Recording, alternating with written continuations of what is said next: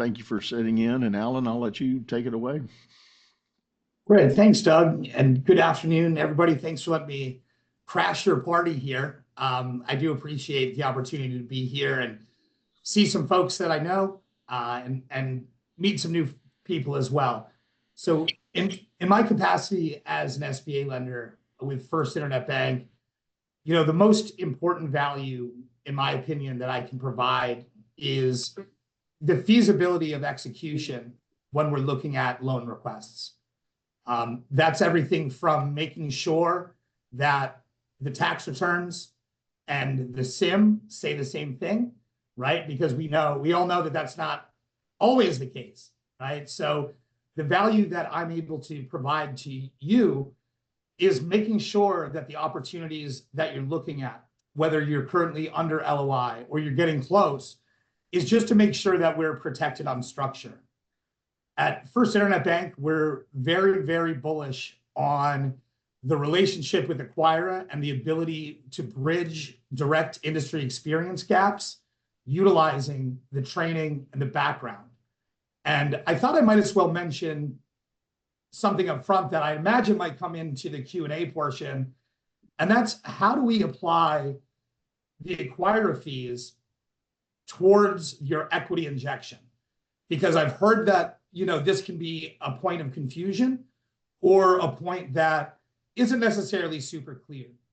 The way that we will work that is, as it is a direct project related cost, it certainly does count towards your equity injection.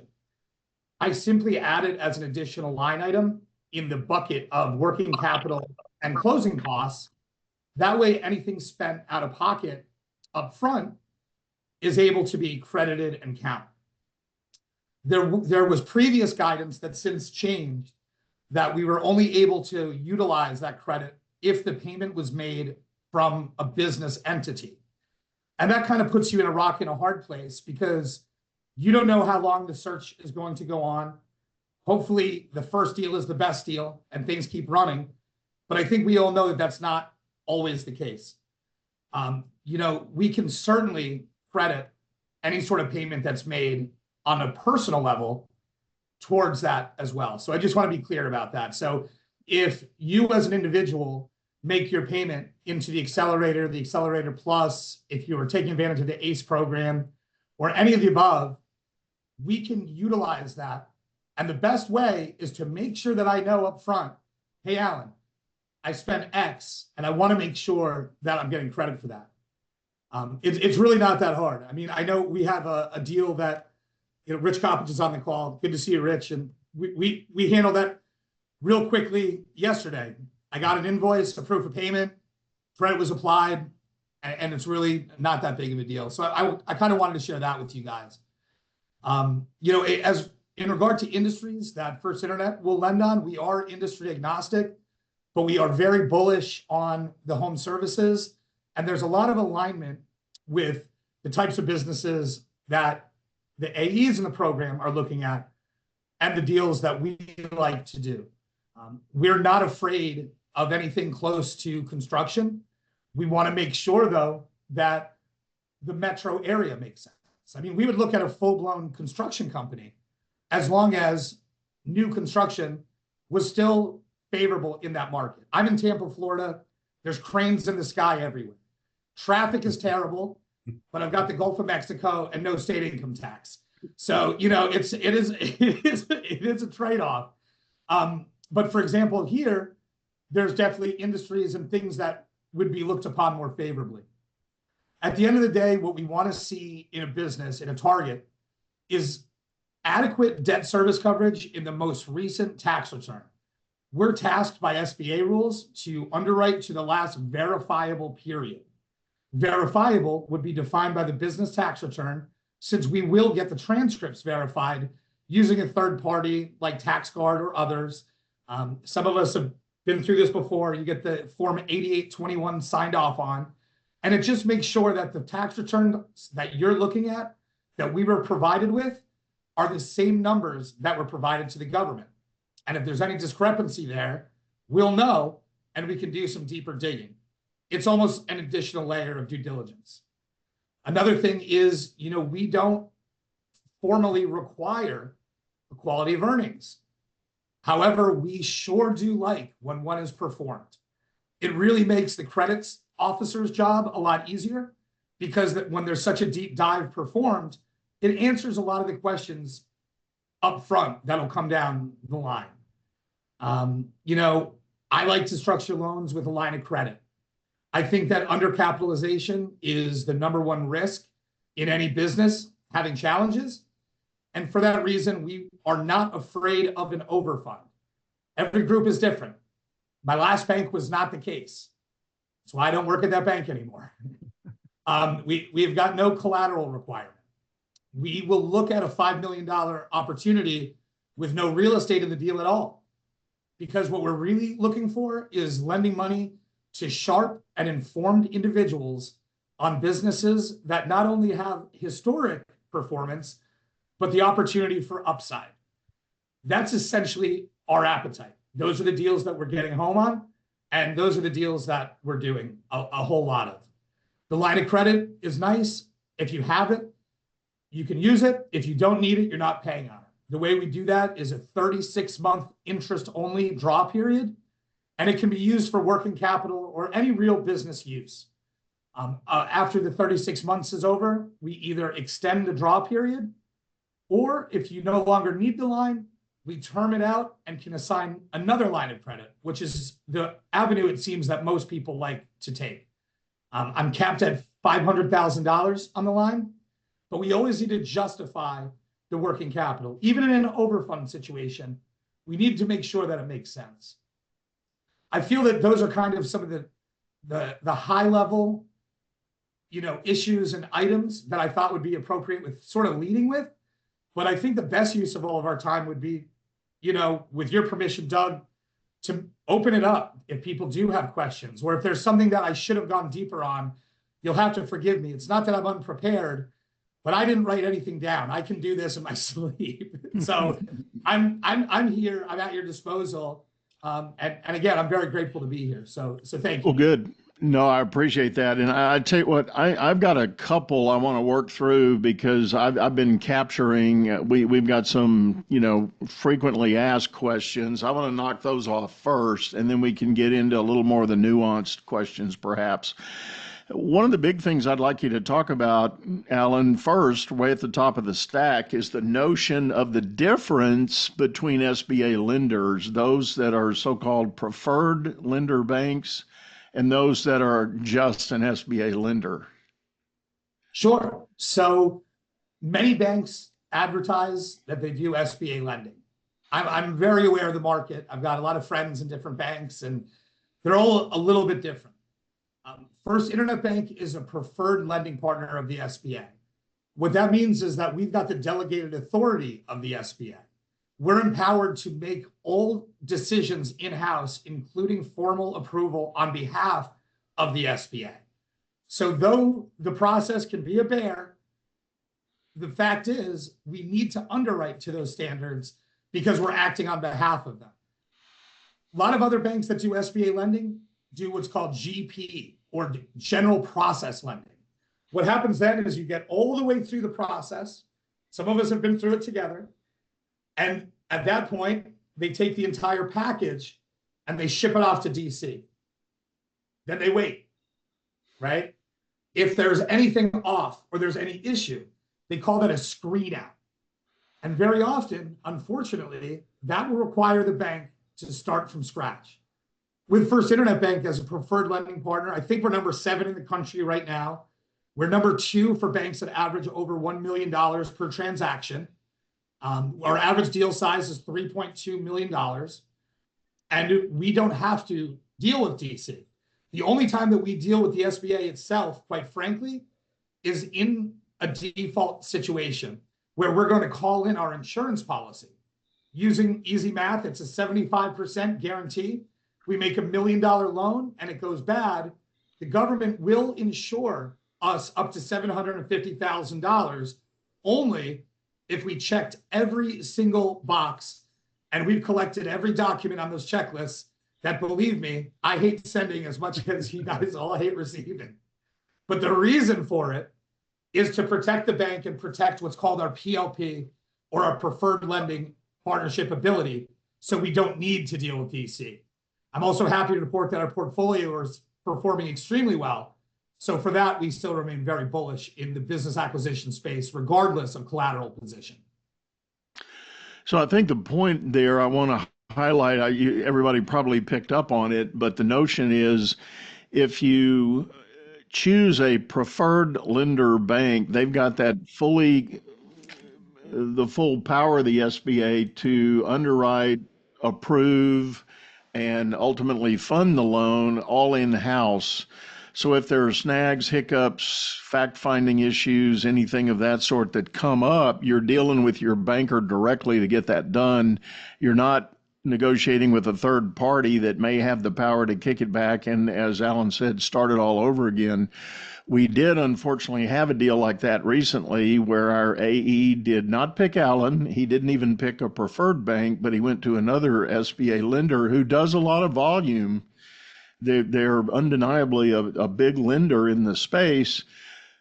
But as Alan described, the package in the 11th hour had to go to DC, and there was a screen out. And on top of that, there was not just a screen out for a data point, but there was a conflict in the term that the bank had structured. And DC said, what are you thinking trying to make this a 13-year term? There's no way that's okay. It's a 10-year term. Well, pack 3 extra years on top of your first 10, and what does that do to your cash flow and your DSCR? And it almost derailed the deal. It did not, fortunately, it did not derail the deal, but it came darn close to it. But it definitely required revisiting the transaction with the seller and getting some extra seller help to cover that nut that was now dumped on the buyer for that term shorting, being shorted. So the other topic this time of the year, here we are in the 8th month of the year, we've got the notion of year-to-date financials. And Alan, you talked about verifiable financial period, but how do you guys look at the need to know year-to-date performance after you've gone past the verifiable period? When we look at the year-to-date financials, they're certainly weighed, but they're not weighed nearly as heavily as the 2023 business tax return. That's the most important thing in the world. When there is a situation where maybe year-to-date financials seem light, I always like to find out the why, right? Just the way you guys all want to know. And very often it's something as simple as seasonality. So how do we get around that? We get the previous year's P&Ls broken down monthly or at least quarterly, and we demonstrate that while we might be down in August, historically, we've got a great November. So that gives us the confidence really that we need. You know, further on that point, if we have a business that was coming out of COVID and, you know, we collect 3 years all the time of business tax returns. If we have a deal that was coming out of COVID and 21 is terrible, at a risk of oversharing, we don't care so much about 2021. If 2022 misses our bank minimum DSCR of 1.25, that's still acceptable. What our group really wants to see is that we're trending in the right direction, that 23 gives us that minimum DSCR, when really my comfort level's more like a 1.3 and above, and that the year-to-date is making sense. So if we have a situation where 22 is showing traction but doesn't really work, 23 works, but that year-to-date is a little off, we just simply dig deeper and find out why. Let's say that the answer to that question is that the seller is putting his feet up on the desk because he's waiting for a sale. They don't care so much anymore. They're not driving business. They want to get to Mexico, listen to Jimmy Buffett, because they're able to do that now. They've worked their tail off forever. Who are we to say no to that, right? That's even something that we can get comfortable with under the right circumstances. And having certain, partnerships and alignments in place really helps our certainty of execution, even in those situations. I'm telling you, that 23 tax return is not the only thing, but it's the most important. And if the year to date is off, let's do some homework together and let's figure out exactly why that number seems to be off. If it's off by a little bit, that's okay. If it's way off, then let's find out if it's seasonality. Let's find out if there's some sort of illness, some extenuating circumstance, maybe a one-time expense. And if it's none of the above, let's go find another deal, quite honestly, you know? And that's just the way I feel about it, Doug. What if it's the elections? Rich, but you wouldn't believe some of the calls. I had an individual earlier today that did not come through this channel. Someone that found me on social media, and the reason they wanted to buy a business was they really hated their boss. And you know, I think we can all relate to that. You know, but what I want to hear on a call is entrepreneurial grit and the kind of character if things go rough. But it's an election year, so we stopped doing business. I don't know, man. I don't know if I'm buying it, but for you, Rich, I'm trying to make it happen. But we'd really have to fight for that one in credit committee. Yeah. So let me ask you this, Alan. I'll flip this discussion on the other direction a little bit. Do you have a short list of tripwire issues that are just kind of red hot flags when you look at a deal and you say, we're not close, we're not going to be able to get there? Well, you know, sometimes, you know, and it's no fault of brokers by any means, right? I work with a lot of them. They vary in degrees of expertise, motivation, responsiveness, but ultimately they're trying to sell a business, and we can't fault them for that. What a big red flag for me would be is when we're relying upon tons of tiny ad backs that are really almost unverifiable just to get to a minimum DSCR. You know, if that makes sense. Like, let me put it this way. If we're relying upon the fact that the seller paid for his kid's braces out of the business to make a deal work, it's not a deal either of us should be looking at. You know, I mean, I'm just being honest. And that's a red flag. Another thing, honestly, is customer concentration risk. And there's ways that we can mitigate that, though. That's something that we always like to look out for. Reoccurring contract revenue. If we're going to be dependent upon reoccurring contract revenue, we'll find out in due diligence. But what does a sample contract look like? What am I looking for in the contract? Not just dollar amount. I want to see if there's a change of control provision in that contract. Because if there is, that contract isn't yours when you close. You start all over again. And what does that mean? It could mean a variety of things. They might just say, no, we like the business, we're making money, we like working with the organization. Or it might mean, here's an opportunity to retrade and get out of grandfather pricing that we've had in place for 3 years. So those are the kind of things that I like to keep my eyes open for when I'm evaluating an opportunity. Good. Well, let's open it up and see if anybody else has some questions they'd like to ask Alan. Yeah, I got one. Sure. Go. I was curious about when we should engage with you on a potential deal. Sure. My preference is tomorrow. I do work Saturdays. My kids are 2 and 3. My social life isn't what it used to be. But you know, the earlier that we get to the party, the better, in short. This can help with all sorts of things. Now, that's not overstepping the advice of any coach or mentor through the program. But my preference is to get in and get connected as early as possible when you're looking at a deal that you feel good about, that you think, you know, we might have something here. At that point, in my opinion, it's great to engage the bank. The bank can take a while, man. I'm not going to pretend that I can close an SBA loan in 30 days. If one thing I am, it's transparent. It can be a process. So if we get in early, we can parallel process your own due diligence with the bank due diligence, and that can really speed things up. But to answer your question directly, Quinn, it would be when you've identified a target that you feel pretty good about, and you're looking for a second set of eyes to give you an opinion and give you some added confidence, or give you some additional questions that maybe you should be asking of the sell side. Those are things that I do all the time. And the highest success rate I have are with individuals that I get involved with early on. Hey, Alan, real quick. Sorry. Yeah. I know you might be ready to call on somebody else, and sorry for inserting myself there. No problem. So let me ask you this, because you know, a lot of times, you know, when I'm meeting with AEs, you know, and I ask them about a particular deal, and I'm not really sure about. I'll put it like this: I'm confident in my ability to assess whether the business is a good business or not. And sometimes, I can give a pretty decent valuation opinion on the business. But then I think about it from a lending standpoint as to, some of the risks around the business. And I'm thinking, oh, Alan will probably lend under this type of structure, but not sure. So maybe you should reach out to him. Typically, my advice to an AE before they just kind of call you up willy-nilly to look at a deal is to at least be able to talk through a CIM with Alan, be able to at least have, and I always tell him, get the tax returns so at least he can give you some sort of a pre-underwrite versus, well, how much are you going to lend on it? And he doesn't really, you're just spouting off numbers. That's kind of hard from that standpoint. But I usually say get a CIM and get at least 3 years of tax returns, and then call Alan. And that way, at least you've got some data to work with. Now, you want them to reach out to you right away, or would you prefer to have something in front of you to actually go over with them?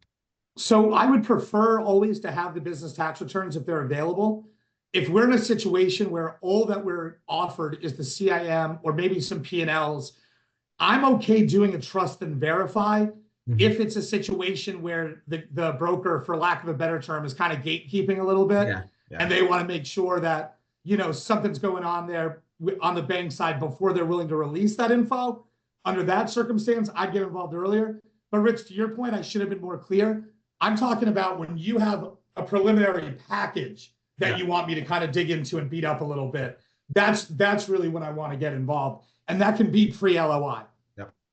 Yeah, and I'll add to that. And Alan and I were talking about this the other day, and I'll say this to the group here. When you look at our training for the Accelerator program, one of the first critical milestones we encourage you to drive hard and fast to get to is our investment committee.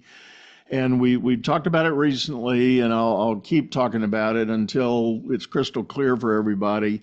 That investment committee is an exercise to help you figure out how to pitch a deal. You and AE try to figure out how to pitch a deal.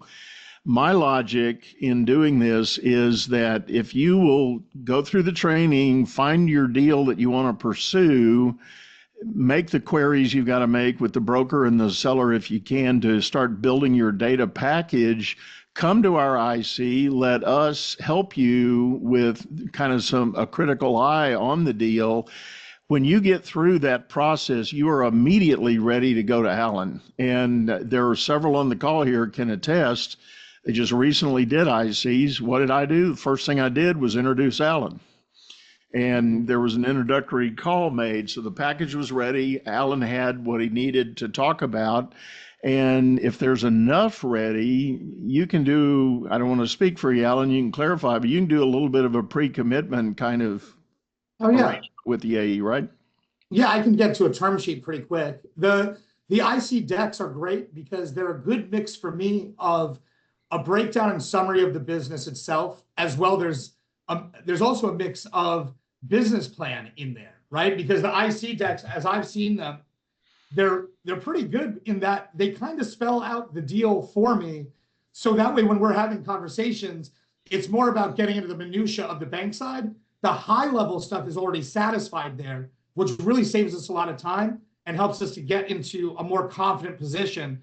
Because when I issue a term sheet, that deal is going to get approved, right? If the deal gets closed, that's a function of a lot of different things that can happen with sellers, et cetera.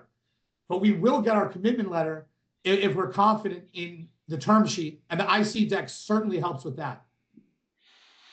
And the reason we advocate for structuring our training that way is that we respect the fact that all of you guys that have joined our program, you're smart people, you're motivated people. But for many, this is the first time you've ever tried to crack one of these nuts, and it's not the easiest game to understand when you get into the moving parts. So by doing the exercise of doing the research, thinking through the development of that IC deck, it's a blueprint for what you need to provide and what you need to be thinking about. And again, with myself, Rich, or Dana sitting in on that IC, reviewing it with you, we can give you tips and pointers and help you tighten it up. and really make it ready for market and immediately ready to go to Alan and let him get started on it for you. Okay, any other questions? And I guess what about a kind of being pre-approved and how that sets up your disposition with the broker and the seller and getting a better foothold in the door? At what point should we be working with you folks to get either, once we pass the coursework in Acquira to get a letter of that we're acquired, certified, or bank has been approved, for so much? Early. Yeah. Early. That asking. one, that's a really, really good topic, by the way. Thank you for bringing that up. For me to put out a bank pre-qualification letter, I need two things, right? I need a personal financial statement to show what your personal liquidity is. And I also need a management summary or a resume. And this is just some really good advice, guys. The resume that I want to see, I want you to demonstrate how you've managed budgets, you've managed people, you've perhaps been in an industry that's adjacent to the type that you are looking to take down. But we want to be able to tell the story. So those are like the most important things when I'm doing a pre-qual, that you've managed budgets of some sort, that you perhaps managed people of some sort. Now, let's say you're a big culture guy. I ran an HR division, but we weren't responsible for the P&L. That's okay. We can lean into that strength because we look at the alignment with programs like the Accelerator, where that's where we're filling in those knowledge gaps. So if I'm doing a pre-qual for you, that's your hunting license, right? That's when the brokers know they can take you seriously, that you are financeable. And that one, we can get involved before you've even found a deal. I've had folks that have had them updated because their PFS has improved and they want to get approved for more cash. That's an important thing. But when you give me those pre-quals, those pre-qualification documents, please make sure you let me know if you've already spent any Acquira money. If so, how much? And is that represented on the PFS? Because I've had situations where people have invested money already and I didn't realize it. So in my head, I'm thinking, oh, dude, you still have to pay this, that. We're not leaving enough. So just make sure that I know about any expense that's already made, any direct deal-related expense that's already been expended, your personal financial statement, and a management summary or resume where you're really selling yourself here on the ability to manage people or budgets. That's the buzzword, and that's the best way to get a pre-qual going. That's good. I should have mentioned that when I was just mumbling in the beginning, but thanks for bringing that up. And for the taxing, you need the last couple years taxes. What do you need from our? Oh, I don't need anything like that. Not in the beginning. We'll grab your personal tax returns later on in the process, but we're not making a decision based on your outside income, right? Yes. We're really basing on who you are, what you've done, what your personal financial health is like. Do you have enough post-close liquidity where in the event that things go wrong, you can still support your own debt obligations that you have outside of just this business loan? So once we can kind of define that'll help. It'll go pre-qualification. We got the LOI, term sheet. That's when my assistant Amanda and Olivia will start asking you for your personal tax returns, color copy of your driver's license, last year's W-2 perhaps, whatever it might be. And that's when we'll really get rolling on that. Yeah. So I missed the one piece. So obviously the resume piece, but what was the financial piece that you needed to be able to? PFS, personal financial statement. Okay. The personal financial statement. Okay. And that's SBA form 413. And what we can do after the call wraps, I'll get with Doug and Rich and whomever else, and I'll make sure that you guys have those templates so you know what they're looking like. And if you have any questions on those, you can bug those guys or feel free to bug me. Perfect. Thank you. Well, I wanted to do that months ago, but didn't know what the process was. So. Yeah, Alan, let's move on for the sake of time here. Let's get into another realm that we spend a lot of time talking about, and that is seller participation in the settlement of the deal. So seller notes, secondary financing from the seller, earnouts. Even we've had a couple of deals. No, don't use that term. I know. I did that intentionally. It's a forgivable seller note, gentlemen, and that's how we get around the earnout in SBA. So, but yeah, so to your point, the seller, I like to deal with the seller note. I know that you guys do too. If a seller note has two characteristics, it can count towards your equity injection. The two characteristics is that it's on standby or interest only for the first 2 years, and there's no balloon due at the end. So while negotiating, you can have a seller hold a note for 5% that's on standby for 2 years, followed by 5 years of P&I payments with no balloon at the end. Those 5 years will satisfy the whole debt. And that's going to count towards your equity injection, allowing you to come in with 5%, which really increases your cash on cash return, obviously. We want to make sure with sellers, we know that they can, in a total change of ownership, they cannot be officers or employees of the company post-close. However, they can be consultants or advisors for up to 12 months. The SBA in November of last year allows for partial change of ownerships now. And I don't want to muddy any waters, and everyone has different opinions on this structure. But you, in theory, could purchase 99% of a business. In that way, keep the seller around forever, and the seller's license, because that's always something that we need to discuss and navigate. So the seller note is the seller will always be subordinate to the SBA, and they're going to sign what's called a creditor standby agreement. And that document just says that no matter what happens, that the seller note is always behind the SBA note, that they cannot do anything to you on that seller note until the SBA note is satisfied. So that's the beauty of the seller note. And we can also do forgivable seller notes.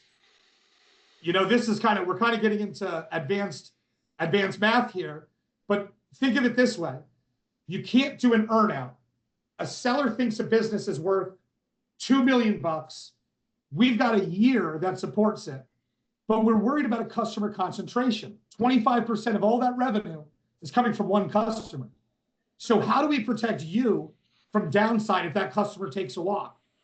A good way to do that is with a forgivable seller note, where we will say, okay, Mr. Seller, I'll pay you that extra $500,000, but I'm going to do it in the form of a note that's over 5 years, which, by the way, if top line revenue drops by 25%, it's totally forgivable, and you don't owe it at all. So that's kind of next level sort of strategy. But we're comfortable at my bank doing note A, note B, note C, however we want to get in the weeds on it. We're willing and eager to kind of structure creatively. You touched on the issue and why we get into this a lot in certain jurisdictions, and I want to highlight this. This is real tricky from a jurisdictional standpoint, city, county, maybe even state, on the licensing of the professional to operate the business. There are frequently scenarios where it's the seller who has that master license, whatever it may be. They're the general contractor license, they're the master electrician license, master plumber, whatever. There's always the question of how do you transition the licensing? And again, largely depending on the jurisdiction, there's different ways to do it. Sometimes you can essentially borrow the license and it still satisfies the local regulations. But that means having somebody available that says, yeah, I'll park my license here.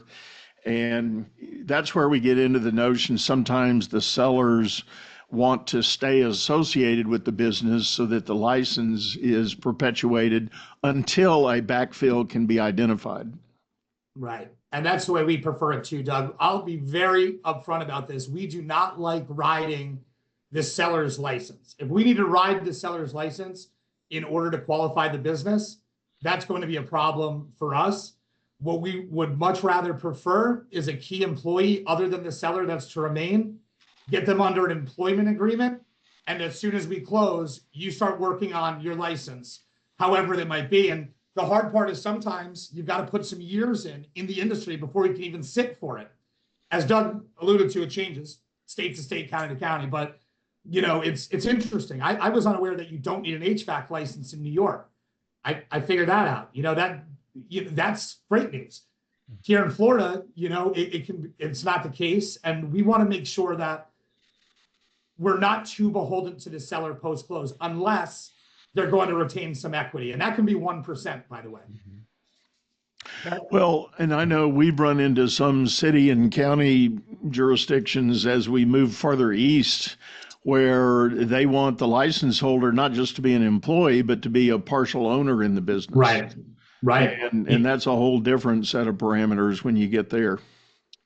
Yeah. And we don't mind having a minority partner that's not guaranteeing the loan for 1%.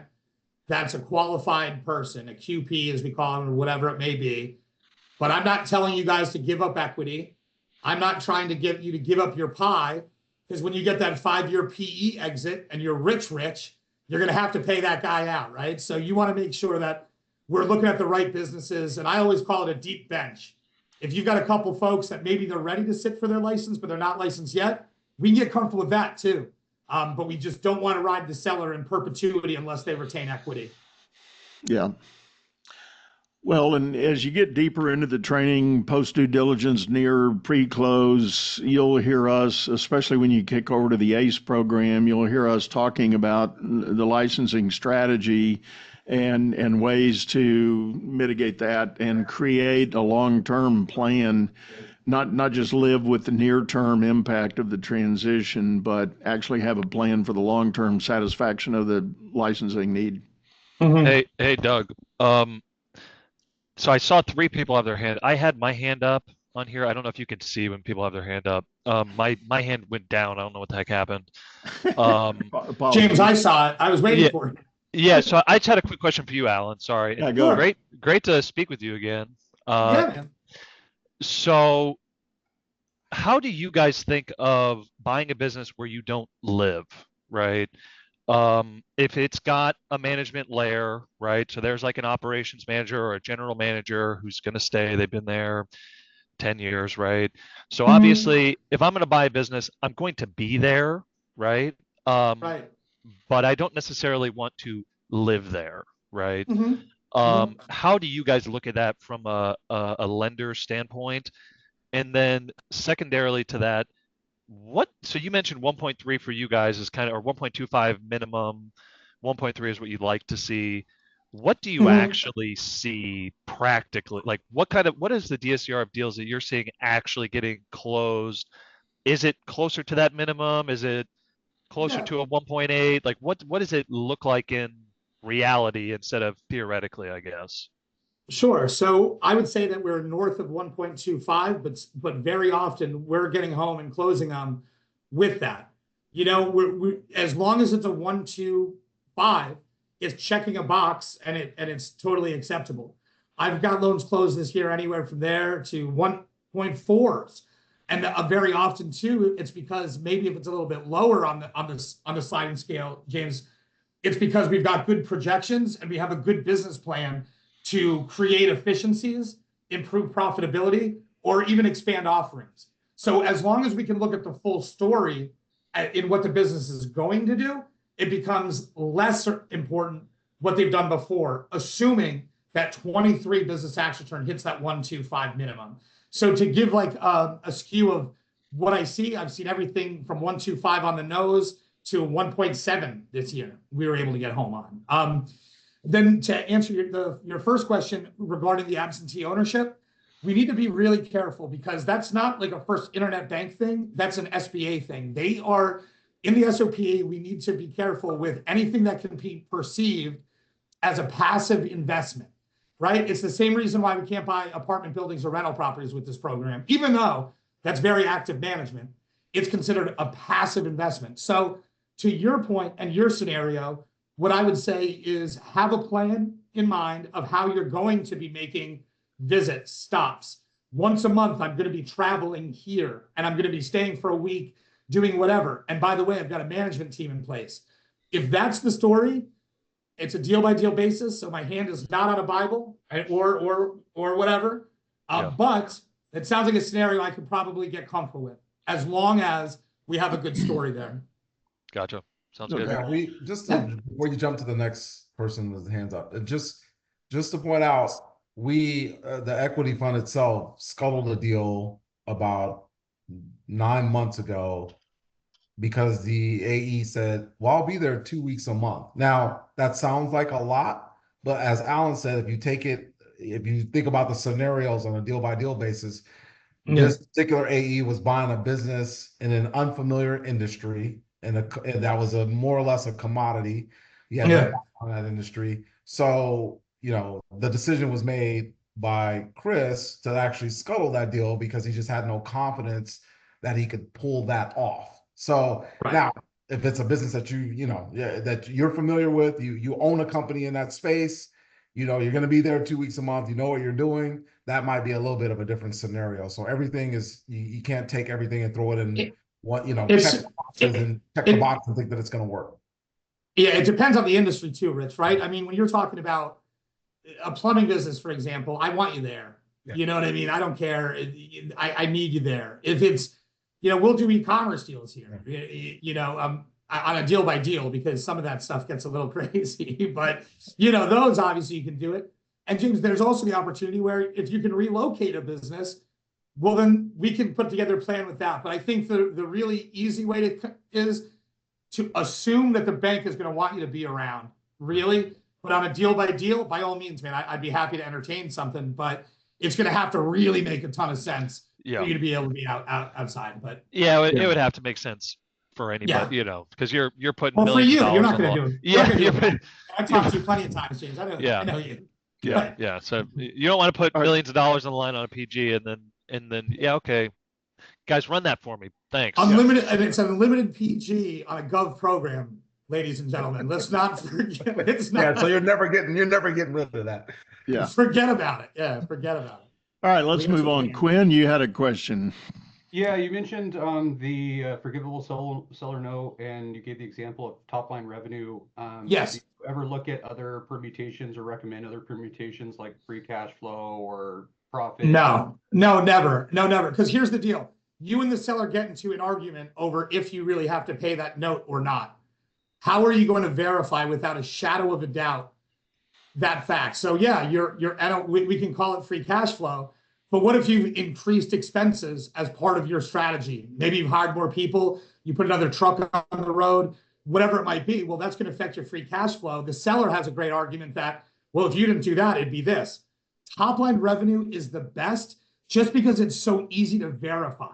Does that make sense? You know what I mean, Quinn? Yeah. It's like, at the end of the day, you can show bank statements on an operating account and say, dude, this is the gross revenue. This is the money that came in the door. So I like tying it to that personally. And that's the only way that that's the only way I'd get comfortable with it, because in the event of a dispute, then it could be really, really hairy. And then I'm the one giving you advice that you should probably be talking to your attorney about. Just make sure when you do that too, and I agree with you that revenues are the best way to do it, but make sure before you lay out that seller note and you come to and you determine what the criteria is, that you understand what your cash flow margin looks like. Because exactly. If you do it, on revenue just willy-nilly without figuring out what your margins are going to look like, then you can end up being, negative in the cash flow if you have to pay out this particular seller. The note, and then I use the example too of customer concentration. Yeah. I've done one this year where we tied it to a specific customer. We named the customer in the note. If XYZ Corp doesn't spend X with you this year, we're not paying you. There was a smaller note, another $100,000. Not that that's not a ton of money, but you know what I'm saying. But yeah, there's ways to do it. But Quinn, to answer your question, I'm a fan of top line and making sure that if you've got to pay that note, that the top line metric that we're chasing is going to result in the right amount of profit margin where you can support the note, support the existing SBA debt, all the operations, and still tuck some money away, because you're not in this to buy a job. Well, the flip side of that, for what it's worth, I'll speak from the seller side. And I'm in an age in life where I've got a lot of friends who have been sellers, and they've got these convoluted notes that have real sophisticated margin earnings and all that. And probably in 90% of the cases, they never get their money. No. Because the calculations are too easy to manipulate. And so I think that knife cuts both ways. So it's really tricky. And I think keeping it simple with that top side revenue as much as possible is the way to go. So, Greg, time wise, want to get to you next.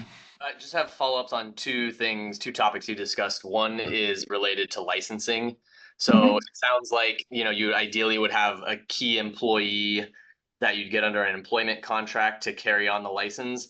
In that use case, if you have a situation where the seller is the only one with the license currently, but a key employee could probably get a license within, say, 3 to 6 months, is that a situation where you're okay, keeping the seller on as a consultant or advisor in order to use his license for 3 to 6 months until the key employee gets their license? Is that acceptable?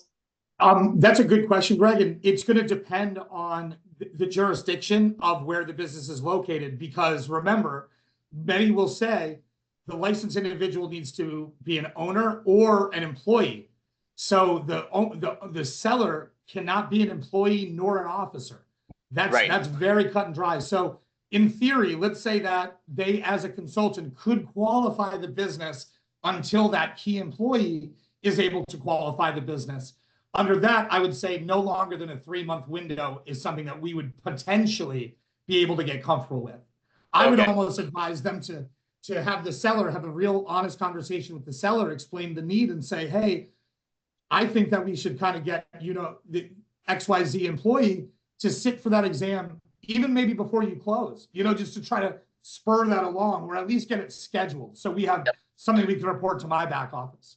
Okay, got it. Or you just have to keep the seller on as a 1% owner, basically. That's correct. And that runs some risk as well, right? Because now we're talking about asset protections and, again, stuff. I never passed the bar, I barely got through Penn State, so it is what it is. Okay, thank you. And then the other clarification quickly was just on DSCR. Yeah. When Acquira has an SBA model calculator that we use, and we do pro forma cash flows for 5 years out, and in year one, it's typical to say, let's model my revenue dropping by 10%. If I do that in a lot of cases, my DSCR ends up dropping, let's say, below 125. But if I only do a 5% drop, it'll be above that. How does the bank, how does SBA kind of look at that in the models as what's an appropriate number to be modeling for drops in revenue in year one? I would say that I follow what you're saying. The SBA requires that there is a 1.0 for projections, and that you should by year 2 be able to ramp back up. So if we think that 10% are the right number and the real number, and if we're at a 135 2023 and you're doing your projections, then likely that 10% drop is not going to kill it altogether. If it's a 1.0 or 1-to-1, that first year projections, that is acceptable because we anticipate changes. We want to buffer for it. And what you're demonstrating there is conservative projections. That's what the banks like to see. It's not what I like to see, but it's what my credit manager likes to see, right? So I think erring on the side of conservatism for that purpose, Greg, that's just fine. And if your projections ever look off, I always check my homework before I send it to the underwriter, and we'll always have a conversation about that. Yep, but basically you said I can project that year one revenues remain flat then. Yeah, okay, that's correct. Yep. Thank you. All right, one last question. Luis, you had your hand up. Yeah, thank you. And this relates in some way to the last couple of answers from Alan. And on the previous one, I realized that this may be related to jurisdiction, but I see a bit of a contradiction between the owner not being able to remain in the company, just perhaps in the role of consultant or advisor. But there is also this discussion about, retaining the seller for 1% equity related to the license, etc. And I think it potentially may even relate to the deferred compensation note in case of a key customer, etc. So how do you bridge this contradiction? Well, the way that it works, it's the SBA rule, not a bank rule, that they cannot be an employee or an officer. So in a total change of ownership, in a 100, when you buy 100% of a business via asset sale or stock sale, you purchase 100%. The seller cannot be an employee or an officer. They can only be a consultant or an advisor. So where that gets weird, Luis, it's like if the jurisdiction says that there needs to be an employee that qualifies the license, well, then the seller can't because they can't be an employee. That's when maybe that 1% hold makes sense, because then they're still part of the business and they can operate in perpetuity that way. Okay, and that 1% code hold that you mentioned in a restrictive jurisdiction, is that through the forgivable seller note kind of thing, or? No, that would just be a standard. Yeah, so Luis, your purchase agreement would be a 99% stock sale, or in an LLC, they call it a membership interest purchase, but it's the same thing, right? So ultimately, you're just purchasing 99% of the business, and that's how that would work. And again, I mean, I still 100% of the time prefer a business that has a bench and you've got a key employee rather than keeping somebody around. I just want to be really clear about that, because there's a reason we want the seller. There's a reason we want the seller gone. In the operating agreement, you can put, and as soon as I get my own license, I buy out Mr. Seller at fair market value to be determined at the time of my licensure. It gives the seller a second bite of the apple, so to speak. But again, you've got someone who has built that thing for 20 years, who still has an equity stake, who's still going to have more loyalty of the staff and the employees, who's still going to have some bad habits that you want to break. I'm just being honest with you, man. I think it's not a terrible strategy. And again, every seller is different, right? We all know that, I'm sure, right? Yes. But if it makes sense, then fine. But again, an employee that can be licensed, man, that's the best thing that we can do. Or an outside third party that you get hooked up with or whatever that owns a quiet 1%. I like that better. We want to get rid of sellers whenever we can. And Attorney Bachman would agree. It's more healthy. Yes. Yeah, I don't know if unless they're great salespeople and they want to stay on in a sales capacity. yeah. Jeff told me once, he goes, "We want to get rid of these sellers, bro." I'm like, attorneys. Shit, I'm sorry. But in that case, would you hire them just for commission? Like, I think you can't. All right. So here's the honest answer on that. You can't. You're not supposed to. Does the SBA? The covenants of my bank are as follows. You need to report an adverse change ahead of time. Your business starts going bad, you got to tell me ahead of time. That's one of the rules. The other rule is that every year you give us your tax returns. So as part of our portfolio, we can continue to analyze the health of the business. The third and the craziest stipulation is that you got to pay your bills on time. You got to pay us every month, right? Yes. If you can do those three things, then you're fine. I bring that up because the bank is not going to audit your 941 report and find out if you're doing something weird with the seller after month 12. However, I never recommend rolling the dice on a federally backed lending program. The risk is not worth the reward, in my opinion. You know, you hear guys do it, and if you get jammed up with it, then you've committed bank fraud. Yes. Yeah. The last one, very quick.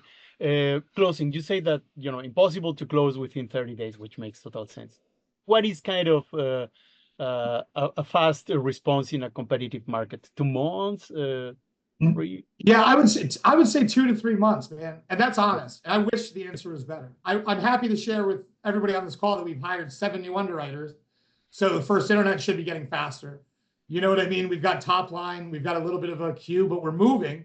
But it takes a while, man. Right now, we're probably at 90 days, and that's the truth. I would say that we can do 60 if everything is organized, we're motivated. I mean, we've got individuals here on this call that we do pre-closing checklists. All their closing stuff is already done. So now when we do our closing kickoff call, they're just going to simply go through half the items and make sure the insurances are checked. That gets reviewed by the closer themselves, bank management, then legal. At that point, we give the clear to close and we get ready to release the funds. But I mean, you'll find people on the internet that'll say all sorts of things on LinkedIn about this and that. I mean, when they say they close in 30 days, are they talking about from approval to close? are they talking about from submission to close? If they're talking about from submission to close, they're lying. And I'll say that on a recorded call. Or they got a hard money loan. Or an SBA deal. Yeah. Right. Yeah. All right, guys, we got to wrap it up. Respect everybody's time. Thank you, Alan, for this. Very helpful. We will have the recording of all this posted up early next week. And thanks, everybody, for sitting in. Really appreciate it, Alan. Yeah, thank you, guys. Enjoy your weekend. And if anybody needs me for anything, I'm around. And I owe you guys a debt of gratitude. So thank you. Enjoy your weekends. And I look forward to an opportunity to do this again sometime. Should it be beneficial? Thanks. Thanks. Thanks. Alan. Thank you. And hey, Alan, I don't want to hold you up too long. I did have one part of you. Oh, there goes James. I know. So you. Jim, you have my cell phone number, don't you? I know this might help somebody else. I just wanted to bring it up. So the equity for the seller note, right? Yeah. So I was under the impression that it had to match the amortization of the SBA loan. Is that not? That's not true. So you can Not have it. true. So you can have it on 2-year standby, payback in 3 years. It's technically if the debt service. Yeah, works. and James, that's why I like to make this seller note term as long as we can and have the seller still stomach it. Because when those payments hit, if we're making $500,000 worth of seller note payments over the span of 1 year, those payments are going to rock our boat. You know what I mean? So it we just want to make depends on sure when it kicks in that the debt service still works, and then but it can be whatever. There's no like minimum or maximum or what have you. No, it's as long as it's on standby or interest only for 2 years with no balloon. So in theory, you could pay the whole thing back, over the 3rd year. But I prefer 5 years at a minimum, so 2 years standby, 3 years P&I. But what I see most often is 2 years followed by 5 years P&I. But those guys, that's a 7-year term. Those are folks who walk back because we always ask for the 10-year up front. Cool. I appreciate it. Yeah. So I figured that might help somebody else. They're recording it. So Yeah. that helps me because I was trying to pitch it to a seller and he's like, listen, I'm not doing this over 10 years. It's like I'm not doing a 10-year seller. No, it's not happening. Unless there's no balloon. He's like, it's just not happening. So if it can be shorter, that helps. I appreciate it. Yeah, no, absolutely. Anything else that pops up? I mean, I'm here and I'm grateful to be working with everybody, especially Gloria. How are you, Gloria? Fine. Nice to see you. I didn't know you had a 3 and a 2-year-old. I had no idea. So mine's 3 now, 2, and then I just got a fresh one, 2 months old. So Good job. That's a way to keep working, man. That's why I have 16 and 15. You're almost free. No, but they cost you more money as they get older. They're more expensive tastes. Yeah, they need the new iPhone. They need the MacBook Pro. Exactly. Dude, that's why I take calls on Saturdays because I know my kids are going to get older and I'm going to need to close some deals to afford everything. You know what I mean? Yeah, exactly, because you pay for it later. All right, well, I'm keeping everyone on. Everyone done? All done.